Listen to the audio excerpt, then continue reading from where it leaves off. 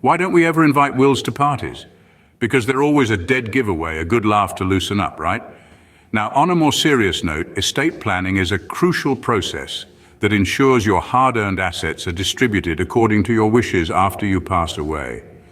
It's about maintaining control even when you're not around. In our video today, we will be exploring the differences between a will and a living trust. Buckle up, it's going to be an enlightening ride. Let's start with the basics. What exactly is a will? A will is, in its essence, a legal document. It's a written directive, a map, if you will, that outlines your wishes regarding how your assets should be distributed after your death. Imagine having a treasure chest filled with everything you've worked hard to earn in your life. This could include your house, your car, your savings, even your prized comic book collection. Now, when you're no longer around to guard this treasure, a will ensures it's distributed exactly how you want it to be. It's like leaving behind a treasure map, but instead of X marks the spot, it's X gets the house, Y gets the car, and Z gets the comic book collection. And it's not just about material possessions. If you have minor children, a will is where you can specify who you want to take care of them. This is perhaps one of the most crucial roles a will plays, ensuring your children are cared for by the person you trust most. But remember, a will only comes into effect after your death. Until then, it can be changed, amended, updated as many times as you like. Got a new car? Update your will. Had another child? Update your will. Finally sold that comic book collection? Well, you get the idea. Having a will is like having a safety net. It gives you peace of mind, knowing that no matter what happens, your wishes will be followed, your assets will go where you want them to go, and most importantly, your children will be cared for. Now, it's important to note that a will needs to go through a legal process called probate before your assets can be distributed. But we'll delve into that a bit later. Now that we have a clear understanding of what a will is, let's move on to living trusts. Just like a will, a living trust is a legal instrument, but it functions a bit differently. Now let's dive into what exactly a living trust is. Picture it as a legal arrangement in which you, during your lifetime, transfer your assets into a trust. You then appoint a trustee to manage these assets. This trustee could be you, a trusted individual, or even a financial institution. The point is, someone is overseeing the assets in your trust.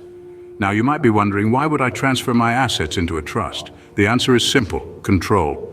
With a living trust, you maintain control over your assets during your lifetime and dictate how they're distributed after your passing. This can be especially beneficial if you have specific instructions about the distribution of your assets, or if you want to provide for a loved one who may not be able to manage the assets themselves. But what happens to the trust after you pass away? Well, the beauty of a living trust is that it continues. The appointed trustee, who is not you, steps in and follows the instructions you've left in the trust. This could involve distributing assets to beneficiaries, managing assets on behalf of beneficiaries, or even winding up the trust. There's also another unique aspect of a living trust. It's revocable. This means that during your lifetime, you can change the trust, add or remove assets, or even dissolve it entirely. This gives you flexibility to adjust your estate plan as your circumstances change. And one more thing. A living trust can also provide for your care and the management of your assets if you become incapacitated. This feature, not commonly found in wills, offers an extra layer of protection and continuity that can be invaluable in difficult times. Living trusts and wills might seem similar, but there are key differences. Let's delve into those next. Ever heard of the term probate? Let's demystify that. Probate is the legal process through which a deceased person's estate is properly distributed to heirs and designated beneficiaries, and any debt owed to creditors is paid off. For assets included in a will, probate is typically necessary. But here's a twist. Assets in a living trust bypass the probate process, going directly to the beneficiaries. Interesting, right? Now, why would anyone want to avoid probate?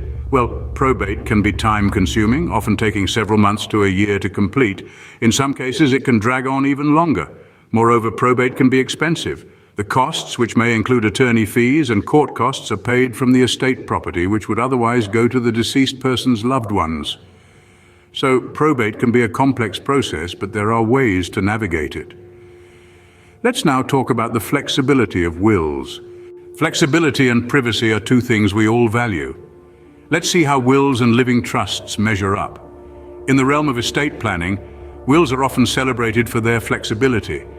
Like a chameleon, they can change and adapt as your life circumstances shift. Whether you welcome a new family member, experience a change in financial status, or simply have a change of heart about who should inherit your prized coin collection, a will allows you to easily amend your wishes.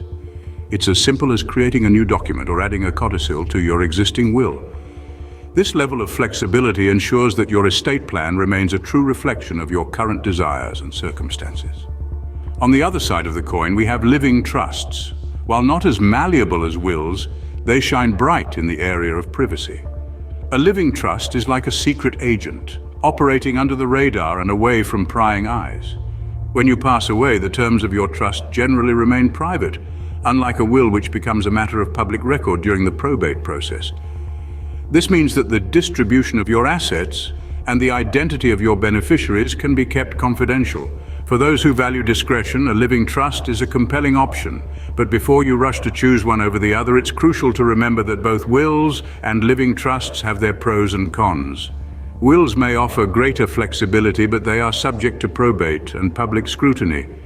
Living trusts, although private, lack the same level of adaptability and may require more effort to establish and manage. While both offer certain benefits, they also have their drawbacks. Let's explore some of those. Control, cost, and avoiding legal challenges. These are important considerations when choosing between a will and a living trust. Let's start with control. Both wills and living trusts can address incapacity, but living trusts may offer more control. Imagine for a moment that you're incapacitated. With a will, your assets would be managed by a court-appointed guardian. But with a living trust, the person you've chosen as your trustee can seamlessly step in, ensuring continuity in the management of your assets. Next, let's talk about cost. It's true that creating a living trust can be more expensive up front than drafting a simple will, but don't forget to consider the potential court costs down the line. A will goes through probate, a court-supervised process to distribute your assets after you're gone. This can be time-consuming and costly. On the other hand, assets in a living trust bypass the probate process, which can save your beneficiaries time and money. Finally, there are legal challenges to consider. A will can be contested in court, which can lead to lengthy and costly disputes. But a well-drafted living trust is more difficult to challenge, potentially saving your beneficiaries further stress and expense. So, control, cost, and legal challenges. Each of these factors can tip the scales in favor of either a will or a living trust. But remember, there's no one-size-fits-all solution. Your choice should reflect your individual circumstances and goals. Choosing the right option depends on a variety of factors. Let's wrap up with some guidance on this. So, will or living trust? The million-dollar question. It all boils down to your specific circumstances. Consider your asset size, family dynamics, and personal preferences. Perhaps you value privacy and wish to avoid probate. Maybe flexibility and simplicity are more your speed. Or you might prioritize control during incapacity. It's a balancing act, really. Weigh the pros and cons, consult with an estate planning professional if needed.